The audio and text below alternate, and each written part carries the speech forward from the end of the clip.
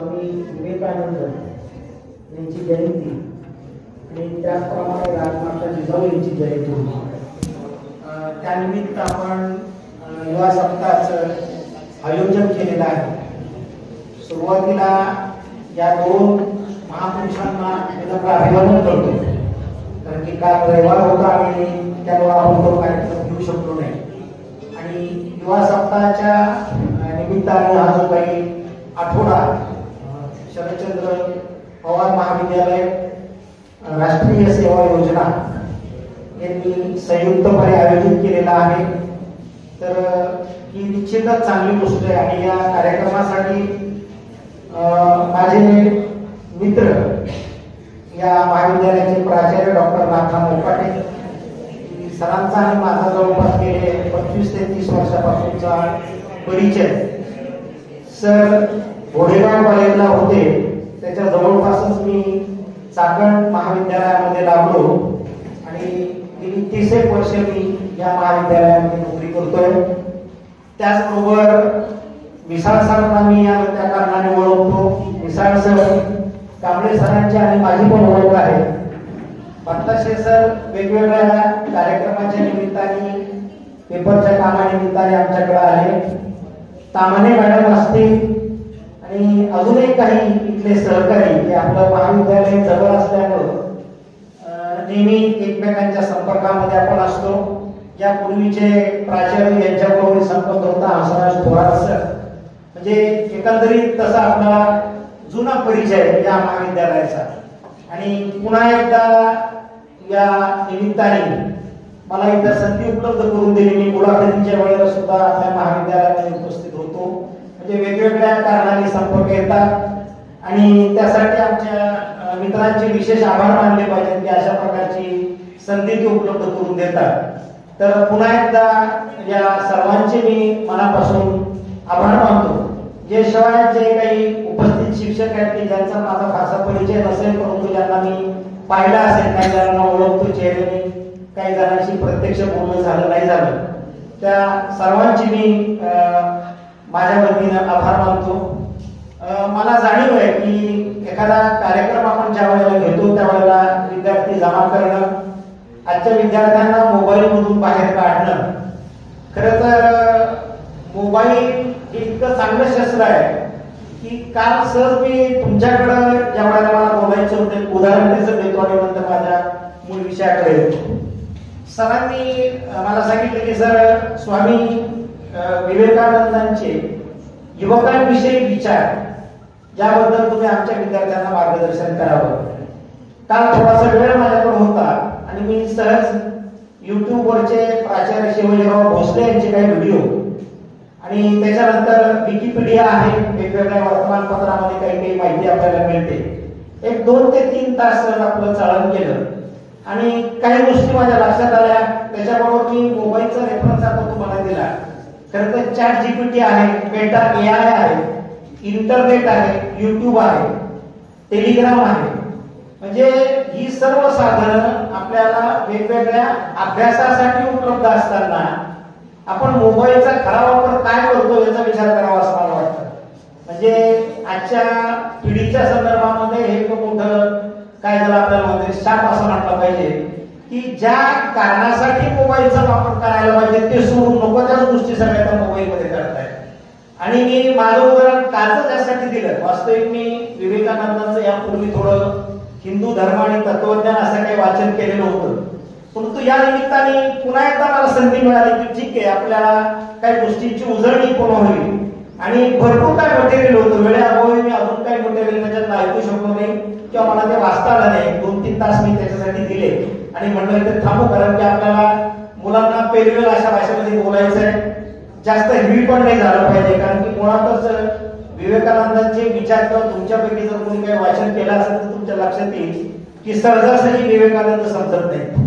तुमच्यापैकी कोणी हिंदू धर्म आणि तत्वज्ञान किंवा हिंदू धर्माबद्दल विवेकानंदांचे काही वाचले ते मला माहिती नाही, परंतु धर्माबद्दल अत्यंत चांगल्या पद्धतीची मांडणी त्यांनी केली आहे। तर ठीक आहे, मूळ विषयाकडे सुरुवातीला स्वामी विवेकानंदांचं कार्य याच्याबद्दल अगदी थोडक्यात माहिती देतो आणि नंतर तो माझा विषय की युवकांबद्दल स्वामी विवेकानंदांना काय वाटत होतं, त्याचे काही महत्वाचे मुद्दे माझ्या समोर आहेत. त्या मुद्द्यांचं स्पष्टीकरण अगदी कमी वेळामध्ये तुम्हाला जास्तीत जास्त बोर होणार नाही याची काळजी घेऊन तुमचे व्याख्यान देतो. आता तुम्हाला माहित असेल की 1863 ते 1902 असा स्वामी विवेकानंदांचा कालखंड आहे. म्हणजे ज्याला आपण 19वे शतक असं म्हणतो इतिहासाच्या भाषेमध्ये. या 19व्या शतकामध्ये नरेंद्रनाथ विश्वनाथ दत्त, ज्यांना आपण स्वामी विवेकानंद असं म्हणतो, तो हा कालखंड आहे. आणि या कालखंडामध्ये विचार करत असताना जे विवेकानंदांकडे सुरुवातीच्या काळामध्ये संन्यासी आणि तत्वज्ञ ही त्यांची खरं तर प्रारंभिक ओळख. स्वामी विवेकानंद कोण तर संन्यासी आणि तत्वज्ञ असं त्यांचं म्हटलं जायचं. आणि रामकृष्ण परमहंस यांचे ते शिष्य, जे त्यांनी जे काही कार्य आपल्या भारताच्या संदर्भामध्ये केलं, विचार मांडताना मी पुढे थोडं स्पष्टीकरण त्याचं देतो. तर रामकृष्ण परमहंसांचे ते शिष्य आणि पाश्चात्य गूढवादानी प्रभावित होऊन भारताच्या संदर्भामध्ये म्हणजे वेदांत, हिंदू धर्म ज्याला आपण म्हणतो, म्हणजे पाश्चिमात्य जगाला वेदांत आणि योगाच्या भारतीय दर्शनांचा परिचय करून करायचं काम स्वामी विवेकानंदांनी केलं. म्हणजे अमेरिकेची एक धर्म परिषद आपल्याला माहिती आहे, आपण तेवढंच त्यांना ओळखतो. म्हणजे 1893 मध्ये ती जी शिकागो या ठिकाणी धर्म परिषद झाली आणि तिथं त्यांनी त्या धर्म परिषदेची सुरुवात करत असताना अमेरिकेतील माझ्या बंधूंना आणि भगिनींना अशी सुरुवात केली. जवळपास त्या धर्म परिषदेला 7,000 लोक त्यावेळेला उपस्थित होते आणि सनातन धर्माचं प्रतिनिधित्व करण्याचं काम स्वामी विवेकानंदांनी त्या ठिकाणी केलं. वेदांत आणि भारतीय संस्कृतीवर व्याख्यान त्यांनी त्या धर्म परिषदेमध्ये दिलं आणि एकंदरीत भारताची संस्कृती, भारताचा हिंदू धर्म आणि भारताचं तत्वज्ञान भारताबाहेर पोहोचवण्याचं महत्वपूर्ण काम आपल्याला विवेकानंदांनी केलेलं दिसतं. तर हा एक पहिला महत्वाचा मुद्दा. दुसरा, हिंदू धर्माला प्रमुख जागतिक धर्मांच्या रांगेत बसवण्याचं काम स्वामी विवेकानंदांनी केलं. म्हणजे हा माणूस की ज्यांची जयंती आपण युवा सप्ताह म्हणून साजरी करतोय, तर अत्यंत महत्वपूर्ण काम त्यांनी केलं. रामकृष्ण मठ आणि रामकृष्ण मिशनची स्थापना स्वामी विवेकानंदांनी केली. म्हणजे स्वतः विवेकानंद हे प्रभावशाली तत्वज्ञ, समाज सुधारक. आपल्याला माहित असेल की कन्याकुमारी या ठिकाणी त्यांचं स्मारक आहे. त्या स्मारकाबद्दल मी जास्त बोलणार नाही, फक्त उल्लेख करतो. तर तो विचार हिंदू तत्वज्ञानाच्या संदर्भामध्ये अत्यंत महत्वपूर्ण कामगिरी आणि त्यांचा त्यावेळेचा एक संघर्ष, उठा, जागे व्हा आणि आपले ध्येय प्राप्त होईपर्यंत थांबू नका, अशा प्रकारचा विचार त्यांनी युवकांसाठी दिला. एकंदरीत जर विचार केला तर कर्मयोग, धर्मसंकल्पना, भक्तियोग या संदर्भामध्ये स्वामी विवेकानंदांचे संपूर्ण विचार आपल्याला दिसतात आणि वेदांकडे पाहण्याची नवी दृष्टी स्वामी विवेकानंदांनी आपल्याला दिली. निस्वार्थी मानव सेवा करण्याचं त्यांनी आपल्याला शिकवलं आणि भारतीय राष्ट्रीय चळवळीमध्ये, आध्यात्मिक चळवळीमध्ये काही महत्वपूर्ण योगदान विवेकानंदांनी केलेलं आपल्याला दिसतं. तर हा एक त्यांचा कॉमन परिचय ज्यांना आपण म्हणतो. म्हणजे स्वामी विवेकानंद आपल्या समोर आल्यानंतर या काही बेसिक गोष्टी आपल्याला माहित असायला पाहिजेत. म्हणजे वेदांत, हिंदू धर्म आणि पाश्चात्य राष्ट्रांमध्ये हिंदू धर्माच्या तत्वज्ञानाच्या संदर्भामध्ये त्यांनी केलेले प्रचार 19व्या शतकामध्ये जवळपास अमेरिका आणि त्या संपूर्ण देशामध्ये त्यांनी आपल्या धर्माबद्दल केलेलं कार्य महत्वाचं आहे. हा एक भाग. आता जो विषय मला मुख्यतः दिलेला आहे की स्वामी विवेकानंदांनी युवकांविषयी नेमक्या काय संकल्पना मांडलेल्या आहेत किंवा युवकांविषयी त्यांचे विचार काय.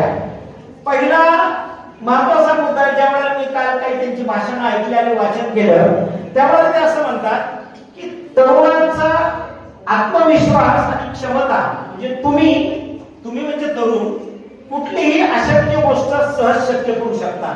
म्हणजे तरुणाईमध्ये एवढी मोठी ताकद आहे, जर त्या तरुणाचा स्वतःवर विश्वास असेल तर तरुणाला कोणतीही अशक्य गोष्ट नाही, म्हणजे ते सहज काहीही करू शकतात. आणि तरुणाला खूप मोठी भिस्त स्वामी विवेकानंदांची होती. आणि त्याच्यासाठी ते असं म्हणतात की प्रत्येक तरुणाने पहिल्यांदा स्वतःवर विश्वास ठेवला पाहिजे. म्हणजे मी कोण आहे, मी काय करू शकतो, माझ्या ताकद कोणती आहे हे त्यांनी पाहिलं पाहिजे. दुसरं, तुमच्या क्षमतेवर संशय घेणं हे स्वतःला हरवण्यासारखं आहे. म्हणजे प्रत्येक तरुणामध्ये काही ना काही क्षमता असते आणि ती क्षमता आपण सिद्ध करू शकतो. हा जी गोष्ट करू शकत नाही असं म्हणणं चुकीचं आहे. म्हणजे तो मुद्दा त्यांनी मांडला. आणि तुमच्या आयुष्याचं ध्येय जर तुम्हाला निश्चित करायचं असेल तर त्यासाठी तुम्ही तुमची ऊर्जा, शारीरिक आणि मानसिक आणि आध्यात्मिक शक्ती एकत्रित केली पाहिजे. अशा प्रकारचे विचार त्यांनी मांडले. म्हणजे महत्वाचा मुद्दा की तरुणांचा आत्मविश्वास आणि क्षमता जर तरुणांमध्ये निर्माण झाली तर तरुण या देशासाठी काहीही करू शकतात असा मुद्दा त्यांनी मांडला. नंबर 2, त्यांनी शिक्षणाचं महत्व तरुणांसाठी सांगितलं. ते असं म्हणतात की शिक्षणाने माणसाला, मनुष्याला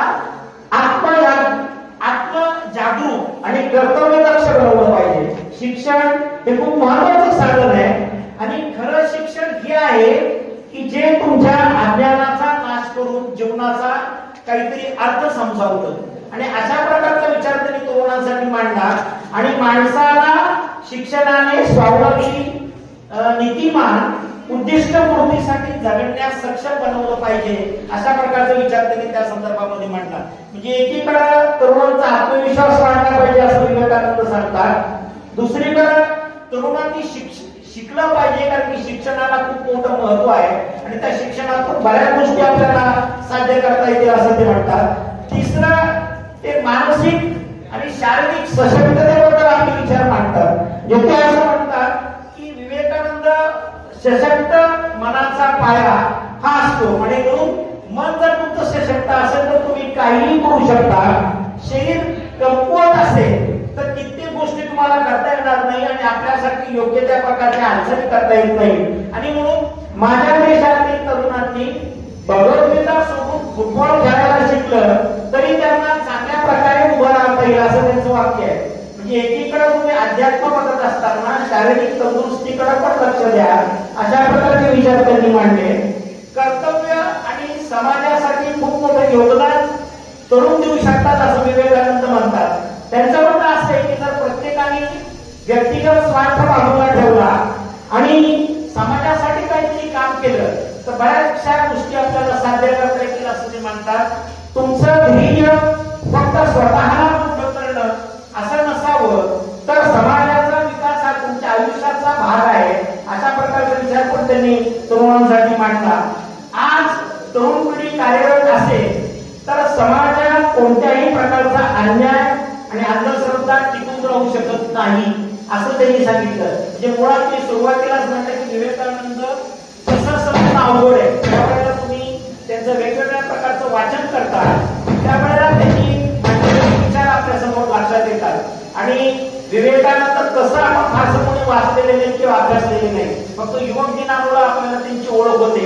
तो विचार त्यांनी त्या संदर्भामध्ये मांडला.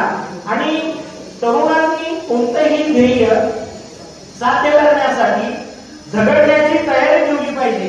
मगाशी जे मी एक वाक्य तुम्हाला सांगितलं की उठा, जागे व्हा, ध्येय प्राप्त होईपर्यंत थांबू नका, अपयशाला घालू नका, तुमच्यामध्ये ताकद आहे, सतत प्रयत्नशील राहा आणि काही ना काही कार्य करत राहा असा एक महत्वपूर्ण संदेश त्यांनी आपल्याला दिलेला दिसतो.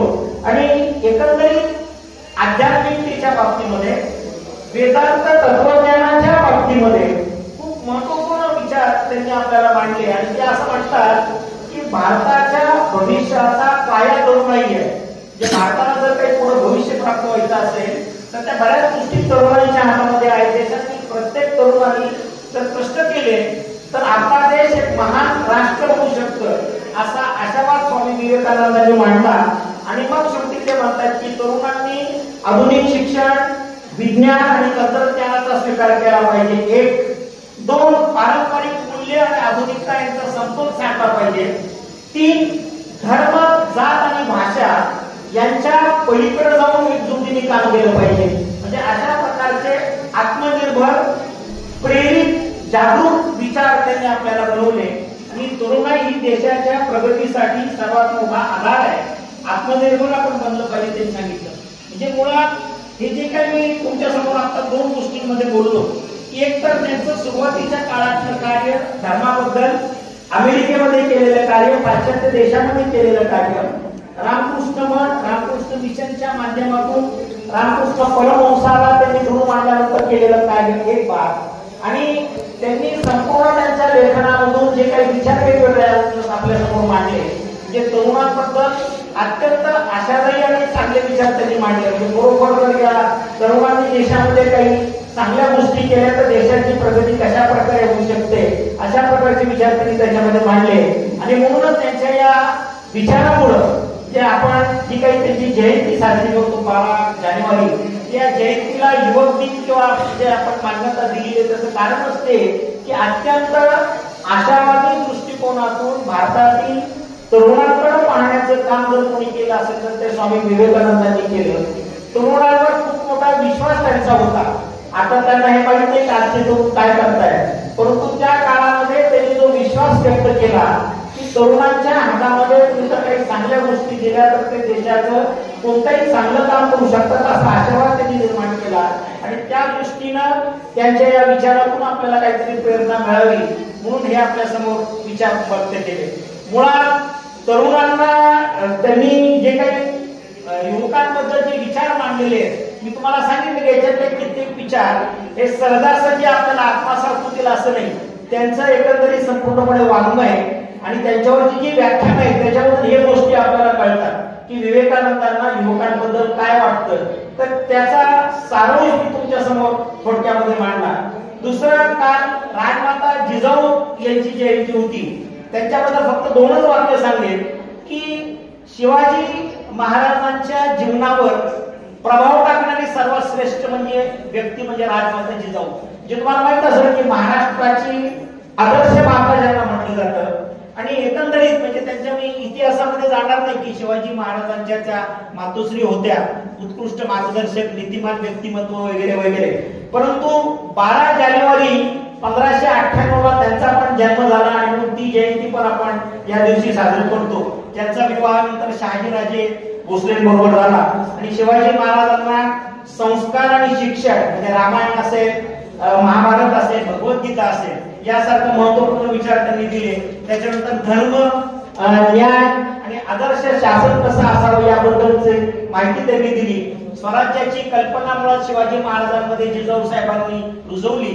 धैर्य आणि नेतृत्व गुण शिवाजी महाराजांमध्ये निर्माण केले. त्याचप्रमाणे राजकीय आणि सामाजिक भूमिका त्यांनी निर्माण केली. आणि एकंदरीत संस्कारक्षम माता, स्वराज्य संस्थापक आणि स्त्री शक्तीचं प्रतीक म्हणून ती पण जयंती आपण साजरी करतो. तर अशा या दोघांबद्दल थोडक्यात माहिती म्हणजे विवेकानंदांचे अजूनही काही मुद्दे माझ्या समोर आहेत, परंतु जास्त हेवी न होता थोडक्यात कळेल. काल आपण या दोन्ही दिवस म्हणजे 12 जानेवारी आपण युवक दिन आणि राजमाता जिजाऊ जयंती साजरी करतो. तर दोघांचा थोडक्यात परिचय तुमच्या समोर करून दिला. तुम्हाला जर विवेकानंद किंवा जिजाऊबद्दल काही प्रश्न असतील तर तुम्ही थोडक्यात विचारू शकता. कारण की पाठीमागं थोडंसं काही मुलांना मी म्हटलं की हल्ली ऐकण्याची सवय फारशी राहिलेली नाही. सगळ्यात महत्वाचा मुद्दा, मोबाईल हे साधन इतकं अवघड झालंय की केलं तर चांगलं नाही तर खूप गोष्टी वाईटच मोबाईलमुळे होतात. आणि त्यामुळं जास्त हेवी न वाटता मुळात विवेकानंद समजणे तिसऱ्यांदा सांगतो की एवढं सोपं नाही. जे त्यांचे विचार तुम्ही ज्या वेळेला बघाल त्यावेळेला तुमचं एकच पुस्तक त्यांचं हिंदू धर्म फक्त वाचा आणि त्या पुस्तकामध्ये हिंदू हा धर्म आहे का नाही हा मुद्दा तात्पुरता बाजूला ठेवा. परंतु विवेकानंदांनी वेदांताबद्दल आणि तुम्हाला माहित असेल की प्राचीन सनातन संस्कृतीचा पुरस्कार स्वामी विवेकानंदांनी केला होता. सनातन म्हणजे आज जो अर्थ अभिप्रेत आहे तसं मला म्हणायचा नाही. त्या काळामध्ये एकीकडे पाश्चात्य जग एकीकडे चाललेलं असताना आमच्या भारत देशाला असलेली संस्कृती किती प्राचीन आणि पुरातन आहे आणि या देशाकडून किती चांगल्या गोष्टी आम्ही तुम्हाला देऊ शकतो यासाठी त्यांनी तो सनातन संस्कृतीचा स्वीकार केला. आणि बरोबरच 19व्या शतकामध्ये भारताची संस्कृती भारताबाहेर वाढवण्याचं काम त्यांनी केलं. म्हणजे अत्यंत मोठं तुम्हाला माहित असेल की 1902 मध्ये स्वामी विवेकानंदांनी कोलकात्याजवळ बेलूर मठामध्ये समाधी घेतली आणि त्यांचं कित्येक साहित्य मोठ्या प्रमाणामध्ये आहे आणि ते साहित्य इतकं अल्प किमतीमध्ये मिळतं, आपण ते घेऊन फारसं वाचत नाही. जे वेगवेगळे जे काही केंद्र आहेत, आध्यात्मिक केंद्र, तिथं स्वामी विवेकानंदाचं 100-150 रुपयामध्ये 10-20 पुस्तकं मिळतात. एवढं पुस्तकं आहेत त्यांची, त्यांचे वेगवेगळे विचार त्याच्यामध्ये आहेत. म्हणजे विवेकानंद समजणं सोपं काम नाही. ते संपूर्णपणे जर तुम्ही वाचलं तर तुम्हाला त्यांचे, मी फक्त याच्यातले युवकांबद्दलचे विचार एवढा फक्त मर्यादित भाग काढला आणि ओव्हरलुक फक्त त्यांचा कालखंड केला. ओव्हरलुक शब्द वापरला मी, म्हणजे कुठल्याही एका म्हणजे वेदांताबद्दल त्यांनी काय सांगितलं बोलायचं म्हटलं तर त्याच्यावर 5-2 तास फक्त वेदांबद्दल बोलता येईल. वेदांबद्दल विवेकानंदांची भूमिका काय होती, हिंदू धर्म त्यांना कसा वाटत होता, हिंदू धर्माबद्दल त्यांच्या अपेक्षा काय होत्या, म्हणजे असा एक एक मुद्दा त्याच्यातला वेगवेगळा काढला तर तो होईल. तर पुन्हा एकदा जास्त वेळ न घालवण्याची संधी मला इथे उपलब्ध करून दिली आणि ज्याचा थोडक्यात आढावा स्वामी विवेकानंदांच्या विचाराचा तुमच्या समोर मी मांडला. तर पुन्हा एकदा महाविद्यालयाचे प्राचार्य डॉक्टर नाथा बोकाटे सर, उपस्थित सर्व विद्यार्थी, म्हणजे थोडा विषय हेवी असताना सुद्धा पाठीमागे थोडासा मोबाईल पाहू नये, वरती माझ्याकडे थोडं पाहत होते, त्याबद्दल तुमचे पण आभार. काही विद्यार्थी पण पाठीमागे मोबाईल बघताय आणि आम्हाला तिची सवय झाली, तुम्ही वाईट वाटून घेऊ नका. कारण की कुठलाही कार्यक्रम असल्यानंतर विद्यार्थी गोळा कसे करायचे, त्यांना बसवायचं कसं, त्यांना आमिष कुठल्या पद्धतीचं दाखवायचं आणि इंटरनेटच्या त्याच्यामुळं आणि सगळ्याच महाविद्यालयासमोर ही मोठी समस्या सध्याला निर्माण झाली. एकीकडे एनईपी आलंय, एनईपी मुळे नको त्या गोष्टी सुरू झाल्या, कोलम म्हणा, वायवा म्हणा, प्रॅक्टिकल म्हणा. इथं मुलं कॉलेजमध्ये यायची बोंबाबोंब. म्हणजे तुम्ही बघा आता युवा सप्ताह आपल्याकडे आहे आणि सप्ताह म्हटल्यानंतर ठीक आहे, काल सुरुवात झाली. ज्यांना कोणाला वाटतं अशी काही ठराविक जण आले